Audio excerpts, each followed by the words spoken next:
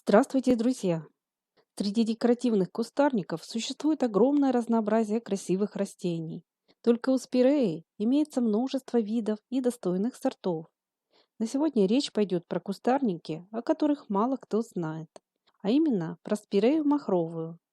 Ее отличие в эффектных белых соцветиях, которые вы не встретите на других растениях этого рода. Цветочки махровой спиреи похожи на миниатюрные розочки. В общем, это и не удивительно, так как спиреи относятся к семейству розоцветных. Но такие очаровательные махровые соцветия можно увидеть только на некоторых видах. Это спирея кантонская, ланцеата и спирея сливолистная, а именно ее махровая форма плена. Это эффектные листопадные кустарники с высотой кроны до 1,5–2 метров. Ширина взрослых кустов около 2 метров.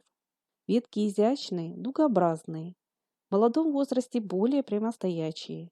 С годами кусты создают эффектные белые водопады из множества махровых соцветий. И чем старше растение, тем обильнее оно цветет. У спиреи кантонской цветки собраны в объемные помпоны, диаметр которых составляет около 9 сантиметров. Эти шаровидные соцветия расположены чуть ли не по всей длине длинных побегов, а именно на коротких приростах. Со стороны кажется, будто ветки облеплены снежными хлопьями. Очень красивая форма махровых цветов. Основные лепестки белые, а сердцевина может иметь светло-лимонные оттенки. У спиреи сливолистной форма соцветий немного другая. Цветочки диаметром до 1–1,5 см. Они собраны в пучки по несколько штук и расположены в листовых пазухах. Эти кустарники также отличаются формой листвы. Но у обоих видов крона в осенний период облекается в красочную, багряную палитру. Эти спиреи привлекательно выглядят даже в холодный сезон. К тому же уход за ними несложный. Растения хорошо переносят загазованный воздух, не подвержены нападению вредителей и болезням. Конечно, если за ними проводится соответствующий уход. Стоит отметить, что спиреи не капризные к составу почвы, но они не любят частое переувлажнение в зоне корней. А вот что действительно стоит учитывать, это их зимостойкость. Махровые спиреи менее устойчивые к морозам по сравнению с другими видами. Молодые саженцы обязательно укрывают на зиму двойным слоем плотного спанбонда. Приствольный круг высоко мульчируют. Любителям растений, которые проживают в северных регионах, наверное, проще выращивать подобную красоту в объемных контейнерах, которые на зиму можно занести в прохладное помещение. Для уточнения зимостойкости кантонская спирея спокойно растет в климатической зоне 5А. В более холодных регионах потребуется укрытие.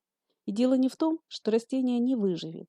Этот кустарник цветет на ветках прошлого года. Если они подмерзнут, то красивого цветения можно не ждать. Родина данного вида – Китай и Япония. Зацветает эта спирея в июне. Цветение длится около 25 дней. Кустарник растет довольно активно, приобретая куполообразную форму из гибких, красиво изогнутых ветвей. Листья продолговатые, с небольшими зубчиками, длиной около 5,5 см. Их окраска сверху темно-зеленая, а снизу более светлая, сизая. Крона этой спиреи очень долго не сбрасывает свой наряд, а с похолоданиями облекается в бронзовые оттенки. В июне, начале июля ветви спиреи кантонской сплошь покрываются махровыми, зонтичными соцветиями. Каждый цветок словно белая, густомахровая розочка. Их диаметр не превышает 1,5 см. Растение хорошо переносит засуху, но в отличие от других спирей, более теплолюбивое. Саженцы лучше высаживать на солнечном и защищенном месте. Если зимы морозные, на зиму их обязательно укрывают. Родиной сливолистной спиреи считается Корея и Китай. В культуре выращивается с 1843 года.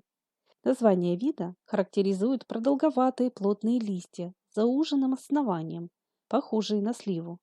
Цветки диаметром до 1–1,5 см, вырастают пучками и расположены на коротких цветоножках. Они отрастают из листовых пазух по 3–6 штук и располагаются по всей длине веток. Декоративная форма плена является самой красивой. Ее махровые соцветия распускаются с апреля по май. Данный вид хорошо переносит засуху, жаростойкий и неприхотливый, однако, как и спирея кантонская, менее зимостойкий. Предпочитает уютные, прикрытые от северных ветров солнечные участки. Спирея сливолистная плена считается наиболее эффектной среди весенне-цветущих кустарников этого рода. Ароматные махровые цветы привлекают на участок полезных опылителей. Данный вид является хорошим медоносом. Кустарник быстро растет, особенно на солнечном расположении. Хорошо переносит загазованность и подходит не только для частных садов, но и для городских парков. Осенняя листва также приобретает оранжево-красные оттенки.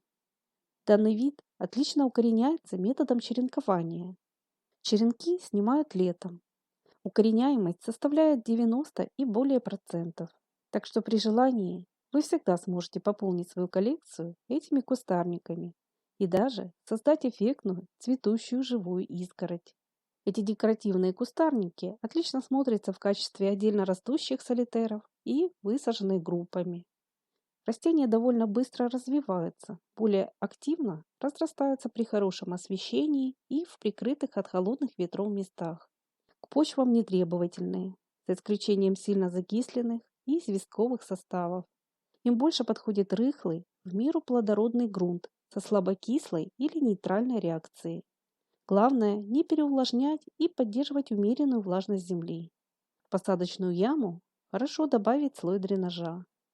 Вообще все спиреи хорошо приживаются и способны расти даже в небольшом притенении. Отлично переносят стрижку и в особом уходе не нуждаются, за исключением теплолюбивых видов, которые в холодных регионах потребуется на зиму укрывать. И еще, перед покупкой обязательно уточняйте наличие махровости, так как в продаже есть подобные спиреи с обычными цветками.